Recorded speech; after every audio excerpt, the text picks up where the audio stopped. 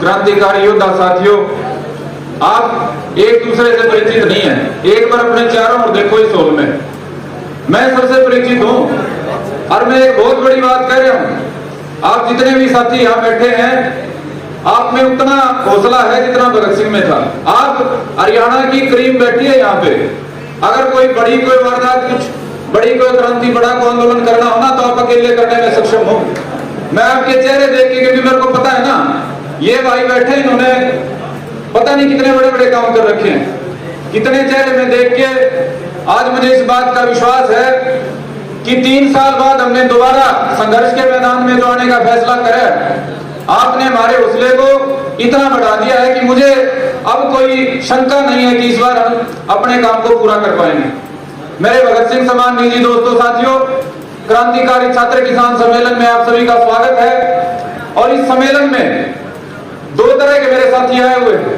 पहले तो मेरे वो साथी हैं जो मेरे हरकेश, जितेंद्र, सौरभ, मनदीप और हमारे बाकी निजी साथियों के सगे भाई समान निजी दोस्त हैं। दूसरे वो साथी हैं जिन्होंने किसान के लिए, नौजवानों के लिए लंबा संघर्ष करा है। तो 2 बातें तो मेरे जो भाई हैं, दोस्त हैं, उनके लिए कि भाई बड़ा लंबा संघर्ष आपने हमारे साथ किया, हम सफल नहीं हो पाए और इतना बड़ा परिवर्तन आपके जीवन में, समाज में नहीं ला पाए जितनी आपने हमारे से उम्मीद करी। उसके बाद भी आप हमारे साथ खड़े हो, तो आपके भीतर कोई ना कोई विश्वास है, आपके भीतर कोई ना कोई उम्मीद है। मैं संदीप सिंह अपने साथियों समेत आपसे वादा करता हूं, मेरे निजी साथियों, कि आपके विश्वास को खंडित नहीं होने देंगे। इस बार हमने जो मिशन उठाया है उसको हर हालत में पूरा करेंगे, उसको हर हालत में सफलता की मंजिल तक लेके जाएंगे। दूसरे जो मेरे किसान साथी हैं भाई, उनसे मैं खुल के बात करना चाहूंगा। आजादी के 75 साल में बहुत सारे आंदोलन हुए हैं, बहुत सारे चेहरे बने हैं। पिछले तकरीबन 15 साल में तो हमने खुद ने बहुत आंदोलन करे और 2 साल का तो बच्चा गवाह है। 2 साल में तो लगातार आंदोलन पे आंदोलन होने लग रहे। लेकिन जो है गरीब किसान का बेटा यहाँ कोई बैठा है, वो अपने दिल पे हाथ रख के बता दे भाई, पिछले 2 साल में, पिछले 10 साल में, पिछले 20 साल में जो खेती में टोटा है, घर में घाटा है, जो बापू के सर पे कर्जा है, वो घटिया है या बढ़िया है? भाई मैं मेरी देखत की बता रहा हूं, 2005 से मैं क्रेडिट कार्ड बढ़ने लगे थे, 20,000 रुपए कर्जा देने लगे थे क्रेडिट कार्ड पे सरकार वाले। आज उसी क्रेडिट कार्ड को हमने 2 लाख रुपए का कर्जदार बना लिया है 1 किले पे, और बीच में हम दावा भी करते हैं फलाना ने क्रांति कर दी, उसने क्रांति कर दी। भाई किसी ने कोई क्रांति करी हो, लेकिन समाज की तकलीफ मिटाने में रत्ती मात्र भी वो सफल नहीं हो पाया। तो मेरे मित्रों, साथियों, जो कोई आदमी अपनी गलती से सबक ले ले, मैं ये मानता हूं कि वो अच्छा आदमी है, वो समाज के हक का आदमी है। हमने तो अपनी गलती से सबक ले लिया। पिछले 7 साल के संघर्ष में हमने खूब नाम देखा, खूब लोगों ने हमारे को भगत सिंह बताया, खूब हमने शोहरत हासिल करी, लेकिन उसके बाद भी मैं कह रहा हूं भाई, हम समाज की तकलीफ मिटा नहीं पाए। आज कोई झूठा दावा करता हो तो उस पर मैं नहीं जाना चाहता, लेकिन मेरे मित्रों, साथियों, आज दोबारा से आपको यह इकट्ठा करा कि हम समाज की असली तकलीफ मिटाने के लिए आप साथियों को साथ में लेके दोबारा प्रयास करना चाहते हैं। वो प्रयास जो 4 बातें लिखी हुई, इनके बाद किसान के लिए कोई 5वीं बात बच नहीं जाती है। पहली बात है, किसान के सर पे जो सालों से कर्जा है, कभी हमारे बाप दादे परदादे जिस टाइम देश आजाद हुआ उस टाइम दिया करते, 4थी पीढ़ी आ गई हम, लेकिन 4 पीढ़ी पहले भी हमारे सर पे कर्जा था, आज भी हमारे सर पे कर्जा है। और आपको हैरानी की बात बता दूं, जिन योद्धाओं ने इस देश को आजाद कराया, उन्होंने अपने अपने संकल्प पत्र में, अपने अपने दस्तावेजों में सबसे पहली बात यही लिखी थी कि यदि देश आजाद होगा तो सबसे पहले किसान की आजादी का प्रबंध करेंगे। जो किसान सदियों से साहूकारों की बलियों में गुट्ठा लगा के अपनी जिंदगी गुलामों के तरीके से जी रहा है। ये वादा कराया था नेताजी सुभाष चंद्र बोस ने, ये वादा कराया था भगत सिंह सरदार पटेल ने कि किसान की कर्जा मुक्ति का काम करेंगे। आज तक मेरे भाई वो कर्जा मुक्ति का काम नहीं हो पाया।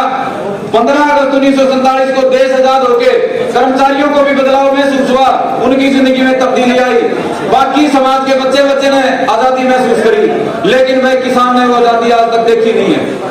हम ये किसान की कर्जा मुक्ति इस देश पे एहसान के रूप में नहीं लेना चाहते। जिन लोगों ने देश को अपना खून देके आजाद कराया, उनके वादे के रूप में हम वर्तमान सरकार से उम्मीद करते हैं कि शहीदों का वादा पूरा करते हुए किसान की कर्जा मुक्ति के लिए पॉलिसी लाने का काम करेगी।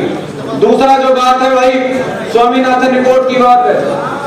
बहुत बड़ा आंदोलन चला, 13 महीने, बड़ी बड़ी बातें हुई, कहा गया कि 3 कानून वापस हो जाएंगे तो किसान के कर्जे कट जाएंगे, और अगर ये 3 कानून लागू रहे तो बोला किसान की जमीन को अडानी अंबानी खा जाएंगे। पहली बात तो मैं बता दूं, आपके चेहरे देख के आप उस कौम से ताल्लुक रखते हैं, आप उस कौम के योद्धा हैं जिसकी जबरदस्ती जमीन छीन लेने की हिम्मत अडानी अंबानी को छोड़ो किसी हिटलर की भी नहीं है। हमारा खून पानी नहीं होया भाई के अडानी को हमारी जमीन पे कब्जा कर ले, उसके बाद भी ऐसा माहौल बना दिया बिना अडानी अंबानी जमीन पर कब्जा कर लेंगे।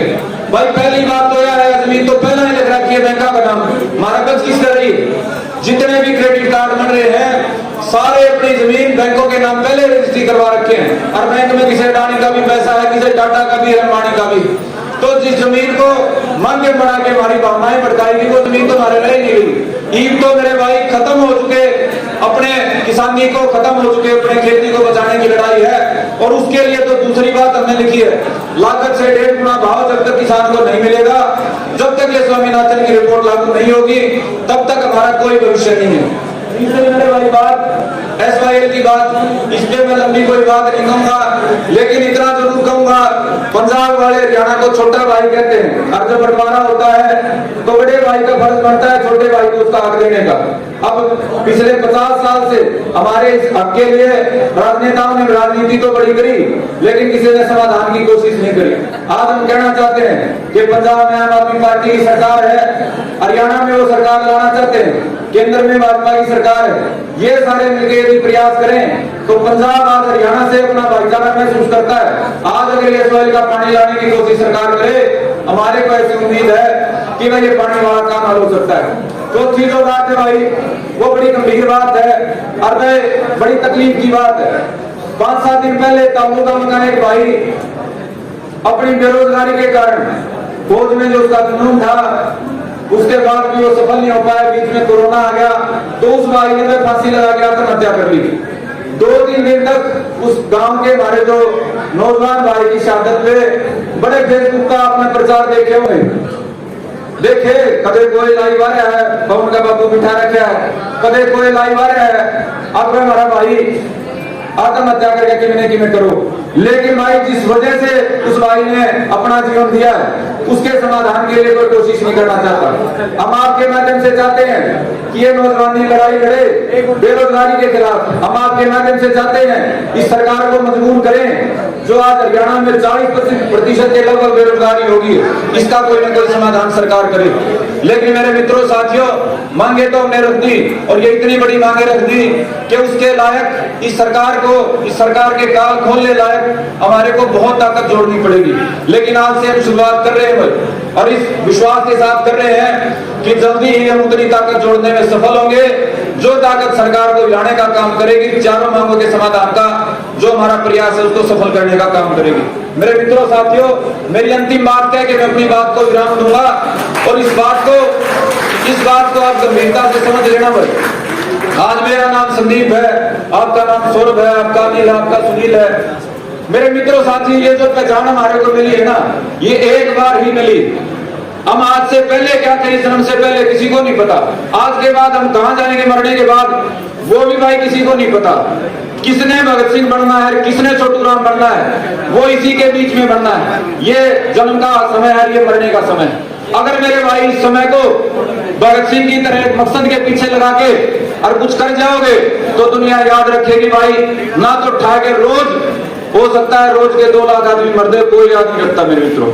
तो भाई भगत सिंह बनना है, छोटू राम बनना है, इस दिशा में आगे बढ़ना है, वो फैसला आपने करना है। हमने तो मेरे भाई बहुत नुकसान उठा के, चाहे वो आर्थिक नुकसान हो चाहे मुकदमे का हो, दोबारा से शुरुआत कर दी है। और मुझे विश्वास है मेरे भगत सिंह समान योद्धा साथियों के चेहरे देख के कि इस शुरुआत को इस बार हम सफलता की मंजिल तक पहुंचाने का काम करेंगे।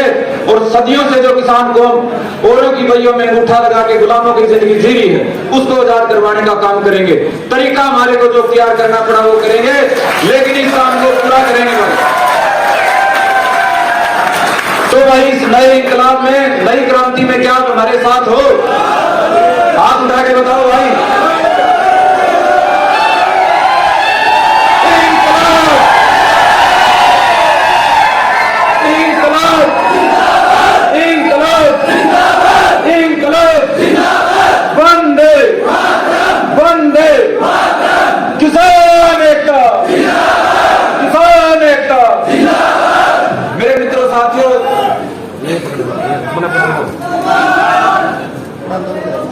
भाई हो भाई, सारा भाईचारा जिंदाबाद। आप हमारे प्रेम में आए हुए हो, आप सारे छोटे बड़े भाइयों को बहुत बहुत धन्यवाद।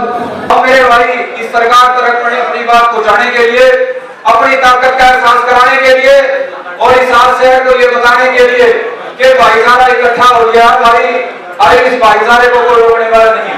हम यहाँ से फवारा चौक तक पैदल मार्च करेंगे भाई, कोई साथी यहाँ नहीं रहेगा।